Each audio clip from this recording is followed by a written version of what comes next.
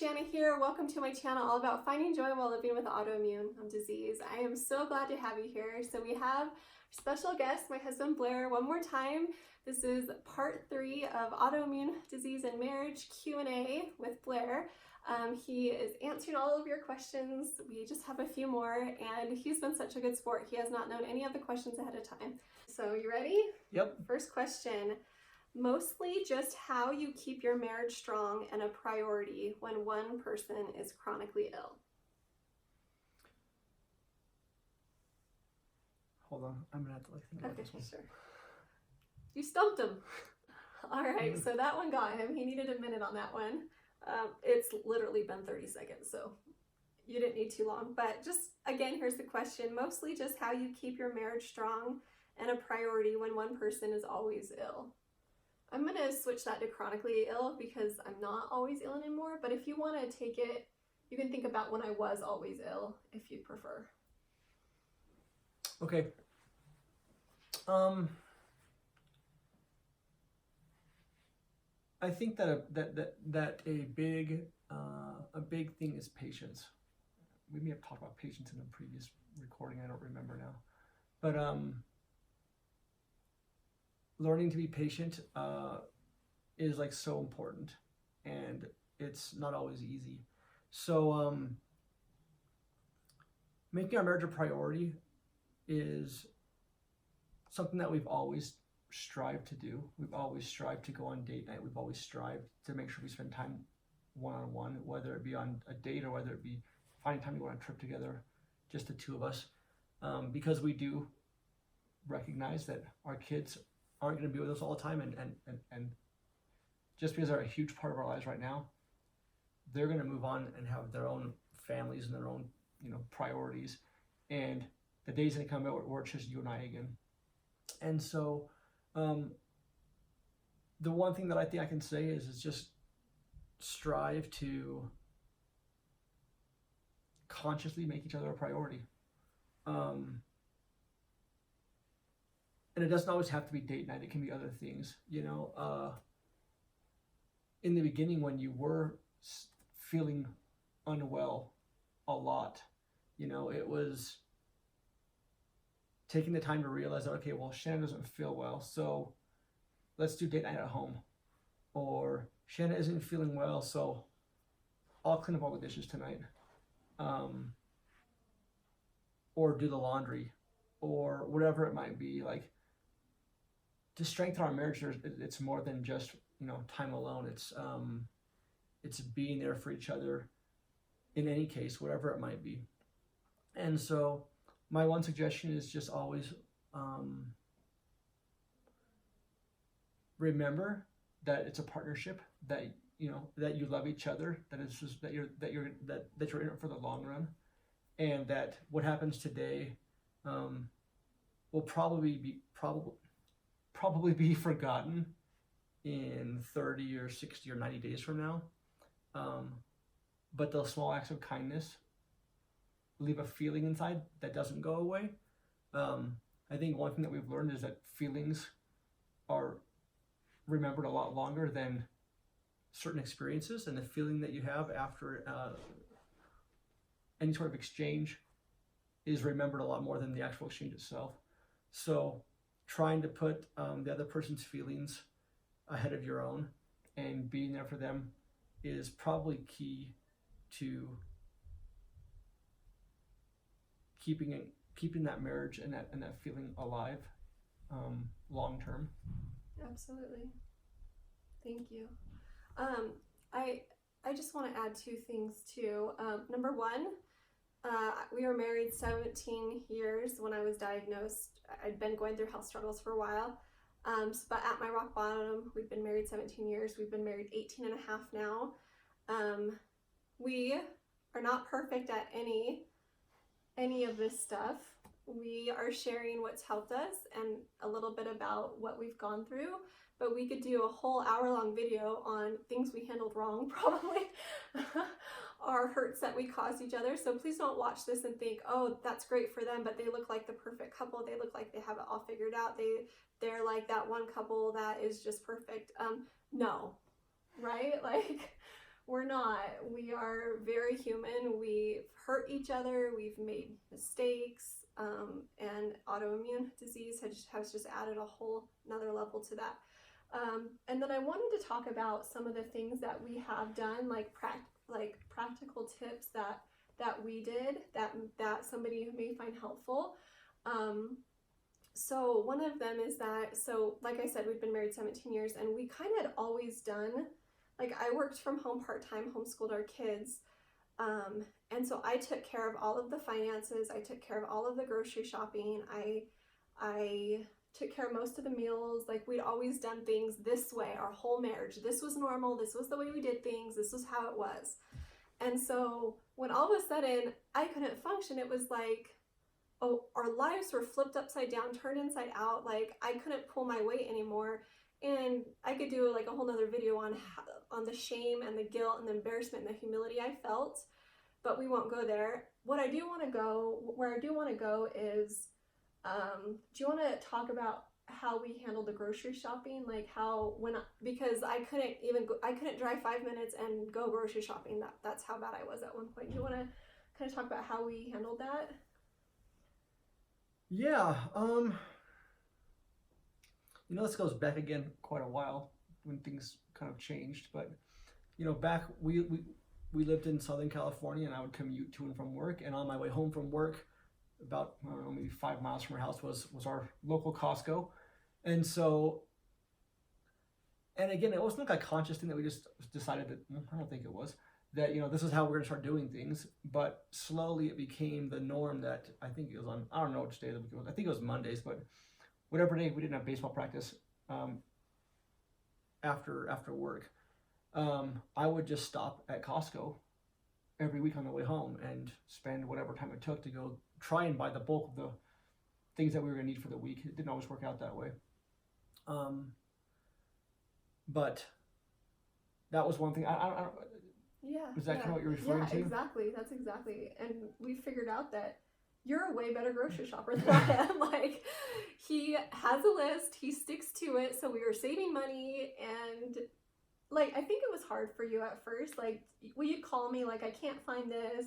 I don't know where this is. Can you tell me where this is? Like, it's not like, can you eat this? Yeah, can you eat this? I see this and it looks healthy, but can you eat it? Like, it wasn't perfect. It wasn't like riding off into the sunset, but we got through it, and it ended up being this great thing. And even once I felt better, he still would do that, because I think you kind of liked it too. It kind of became a ritual, like a habit. And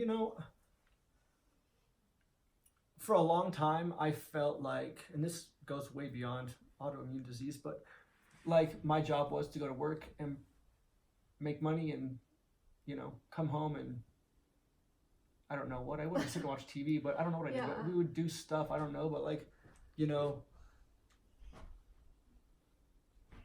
shopping definitely wasn't something that I felt was my responsibility, I guess is what I'm, and it probably stemmed from that's how it was in my home growing up. My mom did all the shopping, and that's just how it was.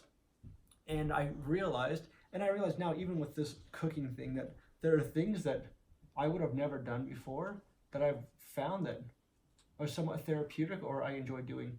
And so shopping became, not shopping for clothes, but shopping for groceries became like a thing that I almost enjoyed doing. It was like, it was a way that I could help out and participate in the family that I wasn't doing before. Bears come to say hi. And and even now today, when you're feeling much better, I still go shopping quite often. Yeah. I even go when the grocery store is closed. Sometimes on accident. It's so funny. And I think it helped you too, because I think one of the hardest parts for you living with this reality is that, our man, they want to save us, they want to help us, they want to rescue us, and then their wife gets diagnosed with this. Bear's just very. Sit down, Bear. So anyways, and they want to be there for us, and they want to save us, and then their wife is diagnosed with an incurable autoimmune disease or chronic illness. Bear. And they feel helpless, and they can't do anything about it. And so I think that this was a way that you could help out, and it did make you feel useful. So you were useful in a lot of other ways too. I didn't mean to make it sound like that, but I'm just saying, like, it's nice when we could find and ask our husband for ways that they can help us. Yes, they cannot cure us. Yes, they cannot rescue us. Yes, they cannot fix things, but there are ways that they can help, and I think it helped. I know it helped me and our family, but I think it helped you feel like you were doing something too. Yep, for sure. And then the other thing I wanted to kind of talk on too, that's kind of like a practical tip that's really helped us, is something we do every Sunday. We call it family council. You can call it anything you want, but do you kind of want to talk about that, like that habit that we have? Yeah. So what we call family council is time that we spend each Sunday afternoon sitting down, and basically what we try and do is calendar out our week. Look at when Mackenzie has rock climbing, or Garrett has baseball, or we have any other activity that's, outside of work and dinner, and put on a calendar. And part of the purpose is just to find the things that aren't that important that we have that get in the way of spending time together as a family, and try and find ways to cut out those less important things. But the other important part of that is we try to think about what we're going to eat, so we can do the shopping. So when we go shopping, we know what we're buying. We spend time asking our kids how they're doing, and if they need help with anything. It gives us a chance to sit and talk about, things that aren't getting done around the house that that are bothering us that we should try and take care of, or just to kind of, I don't know what the right word is, but just go over our schedule and our lives, and making sure that we're putting priority in the right things. And when we do that, and we do it consistently, like, I feel like things run more smoothly. And when we get laxed and get lazy and get tired and don't want to do it on Sunday afternoon, things don't always go as well as they should or they could. I agree 100%. So first we sit down as a couple by ourselves, and that's when we're supposed to, like, air out grievances too. We don't always do that. But, and then we just kind of go over what's going on. And if I'm feeling unwell, I communicate with him, hey, I'm not up to doing this tomorrow. We need to figure out another way. Or if I am feeling well, hey, I can do this, I can do this. Let's go ahead and plan an extra family activity because I'm feeling great. And we don't have too many weeks now where we have to make adjustments because I don't feel well, because I am feeling so much better. But this was really key at my rock bottom, and as I started feeling better, because I needed to communicate with him what my limits were. And as I added stuff like back in to my life, as I could do more and more, I was finding limits and finding, okay, I pushed a little bit too far this week, let's do this week. So I think it was really important to us. And then also we try to schedule our date night. Another thing that we do as a couple, and this kind of goes back to prioritizing our marriage too, I think, is that we went away for a weekend. I don't know, a couple years ago. I think it was I think it was after rock bottom. I can't remember. But we went away and decided that we were going to have agreements in our marriage. It was before. It was prior. Mm-hmm. So we agreed that this is what we're going to do. And some of the agreements were things like, we're going to get away one weekend every quarter. So every 3 months, we're going to get away for at least one night as a couple without the kids. And I think we said at least once a year, at least 5 nights we're going to get away as a couple without the kids. Yeah, it was before my rock bottom because we went to, yeah, I remember now. So that's really, well, depending on how sick you are, that may be hard, but traveling on the AIP is possible. Traveling and eating clean and, sleeping and all the things is totally possible and doable. And I think it's an important part of marriage too. And keeping your marriage strong is just an important part of health and wellness too. So that's just a little tip that's helped us. Take it or leave it. Like, we are not saying we have all the answers. We are not saying that this is like a perfect formula. Like, we are not perfect at it. We are works in progress, but these are some things that have helped us. Okay, so next question, you ready? I'm ready. All right. What's one way you decompress and do something for yourself without feeling guilt? What's one thing I do, or one? What's one way you decompress, or What's one one thing? way? One way you decompress and not feel guilt. Well, I've learned to not feel guilt. I mean, I like to work out, and so in the past, if we go back again to rock bottom time, you know, with the commute, I was getting up every morning at 3:45 in the morning, and I would drive. No, I think you leave the house at 3:45, right? I don't even remember. Yeah. I don't remember. It was early. I was probably asleep when I was driving, but I would drive the 45 minutes to where my office was, and then I would CrossFit every morning. Not every morning, but that was my goal. And there came a point in time where you came to me and said, "Hey, listen, I can't sleep when you get up in the morning, and I'm not getting the rest that I need." And you asked me to stop going to the 5 a.m. CrossFit class. Can I pop in here real fast? Yeah, of course. So a little background. So at my rock bottom, I dealt with anxiety and insomnia too. And sleep is so important to healing and to wellness. Like, our bodies detox while we sleep, they heal when we sleep, there's so many important things that happen in our bodies on a cellular level and just in general when we sleep. And so I could go to bed okay, but then I'd wake up at the same time every night, and I'd be awake for hours at a time. And then just as I'd fall back asleep, his alarm would go off at like 3:15 or 3:30. I don't remember, but it was early in the morning, and so I just want to sleep. And then I'd be up again, and then he'd be gone all day, and then I would be awake for hours, and then I would just start falling back asleep when the kids would wake up. So it was really a hard time, and we did this for months.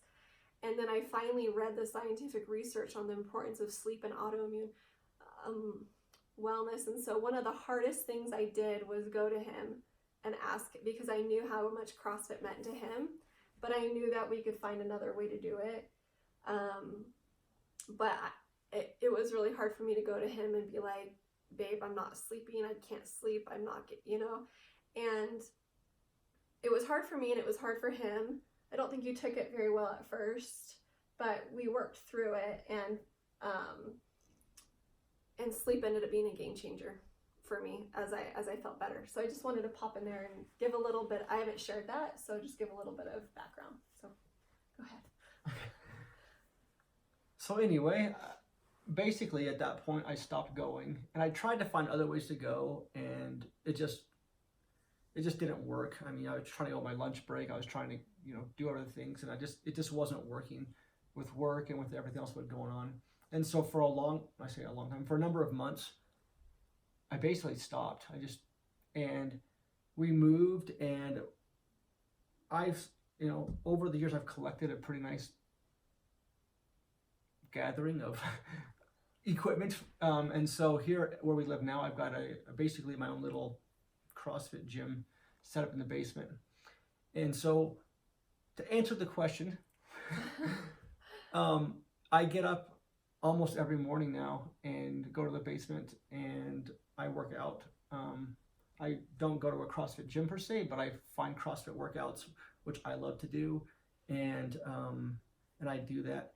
And the reason, and I think the question was without feeling guilt, and it was hard at first because I still felt guilty because Shanna used to work out every day. In fact, one of the first things that I asked whenever I talked with her every day when I got home from work was, "How was your workout? What did you do?" And we would talk about like the hard things that we would do, how hard we pushed, like how difficult it was, but we feel so good about ourselves for getting through it.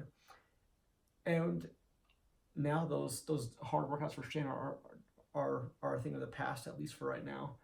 And so I would feel guilty because I could do that, and I would feel like I was hurting your feelings if I would go do those things. But I've learned that you want me to be happy, and that you want me to find joy, and if that's what helps me find joy and find happiness, then that's what you want from me. So that's one thing that I do, and I do it regularly now. I do it. I mean, I don't miss hardly ever a day except for Sundays. I take Sunday off, but other than that, I work out almost every day, and I push hard, and I end up on the floor exhausted, and I'm proud of myself, and I feel good about it. So that's one thing that I do that I've learned that Shanna wants me to do for myself, not for her, not for anybody else. And so I do that almost every day. And then other things, I mean, but we do these things together sometimes. You know, I like to get out and take my truck and go find a trail somewhere and disappear into the mountains and just get away from the city and people and, you know, be gone for hours. And so I try to find time on the weekends to, you know, either we go as a family or I'll take the kids. I mean, Shanna was gone at one of her, I don't know where you were at. It was my NTP midterms. But, I had the kids for the weekend, and Saturday came, and we just packed up a picnic and the dogs in the back of the truck. And we just took off for 4 or 5 hours, and, you know, I think I had no cell reception. It was great. So, you know, maybe that's weird to some people, but like I just like to get away. So, and I don't feel guilty doing that. I think that it's a good thing. So those are a couple of things that I do to try and give myself some time and not feel guilty doing it. Thank you. On the working out thing, so like Blair said, it was a big part of my life. I loved it. And one of the saddest things for me was when Blair stopped working out, because I knew how sad I was that wasn't in my, so just in case you don't know, so it triggers flares in me. So I have I struggle with exercise intolerance, so I can walk miles and miles now. And again, I built that up very, very slowly. And then I do like gentle yoga. I just started Pilates. But if I do a CrossFit style workout, high intensity workout, it triggers a flare in me, like fever, all kinds of symptoms. And so I'm still trying to figure out that piece of my puzzle. I am so confident I'm going to get there, but I'm not there yet.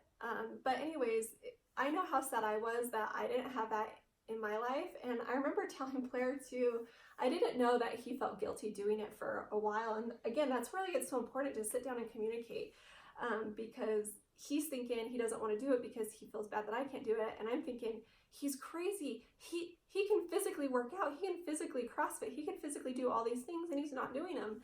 And that made me sad too. So I was like, finally, I think I told you like at one point, like, do it for me too. Like, do it for yourself, but do it because I can't do it, and I wish I could do it. You know, I don't know if that makes sense, but yeah. I didn't want him to lose that part of his life the way that I have. And like I said, I'm confident I'll get it back. It's just going to take some time. And I love off-roading too, so I love getting off the road, no cell reception. So yeah, and I love it when he takes time for himself, because that's so important. So last question. This one's really interesting to me because, anyway, I'll read it and then I'll tell you why. So she says, how did you go through phases where your wife just needed silence and being left alone?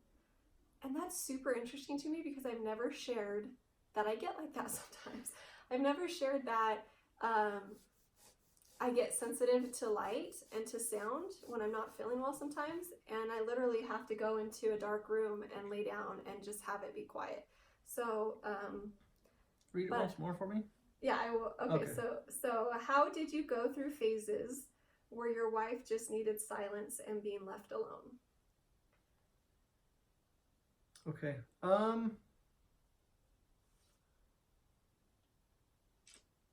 I think boy, that's an interesting question. Yeah. But I mean, I guess these are autoimmune warriors. My autoimmune sisters, they get it. And yeah, you guys go through a lot. How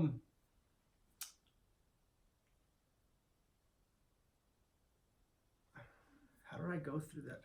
You know, it's always difficult when you don't know or understand something, right? So without having an understanding of what's going on, it can be challenging, and it can feel like someone doesn't want you around, right? So it's easy as a partner to think that what's going on is your fault.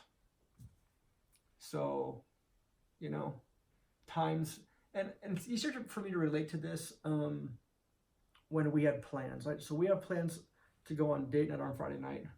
I've been at work all day long, all week long, come home, excited to go on date night, and we're getting ready, and all of a sudden I realize that this ain't happening. You know, like, it's just not going to happen. And what Shanna needs is to lay in bed and watch TV or read a book, more likely read a book, which involves me zero, right? I'm not reading the book. I could sit there, but we're not interacting at all. And the first impression would be, well, this is my fault. You know, there's something wrong with me. She doesn't want to go out. She just wants to sit and read a book. She just wants to be alone. She just wants to be left alone. So that's difficult, right? It's very, very, very difficult. And as time goes on, and you look, and I learned to trust that it wasn't me, that it was your autoimmune disease, it became a little easier. But it's so easy as an individual to like focus, and I've said this way too much, but like, and maybe I'm just selfish, I don't know, but I use the word selfish. It's easy to focus on your own feelings and your own thoughts and what's going on in your head versus what someone else is going through. And so I think that I think the question was, how did I deal with it, or how did we get through it, or whatever, I don't know. Yeah. I would just say it's challenging at first, and it's taken time. I mean, we've now, since you had a diagnosis, which makes things a little easier, it's only been a year and a half or whatever it's been, and it's easy to look back now and say, oh well, now I understand. Yeah. And still, do I understand? Sometimes when things are going really well, I understand, and sometimes, you know, I still blame myself. I still feel bad. I still feel like that you know, it's my fault, and I have to like rely on the understanding that no, this is just a part of life now. It's not me. And it's not always easy. So and it doesn't happen as often. Yeah. So I don't know if I've answered the question or not. No, I think you have, and too, like, on the flip side of it, as much as he's feeling all these things, I feel horrible guilt. I feel, not as much as I used to, but I know that it's hard on him, and I love him. Like, he's like my favorite person in the world. I love him the most in the world, and I don't want to hurt the person I love most in this world. Well, I don't want to hurt anybody, but you know, especially not him. And it's hard knowing I'm going to disappoint him, that he's going to feel insecure. But you know, it gets back to learning how to set boundaries when you're sick, because I know now that if I push too hard and if I go out anyway, number one, it's going to be hard to even have a good time because I'm fighting the way I feel, and number two, then I'm going to get worse on Saturday. Whereas now I'm at the point where if I feel unwell, I usually rest or sleep it off in a few hours and I'm good to go again. At my rock bottom, that wasn't the case. Things would take me out for a week or two at a time. And the symptoms were worse. But I will say that, like, I feel guilt still too. It's gotten easier, just like it's gotten easier for him. But again, that's why it's so important that we do communicate, that we do try it. And again, we're not perfect at it, but that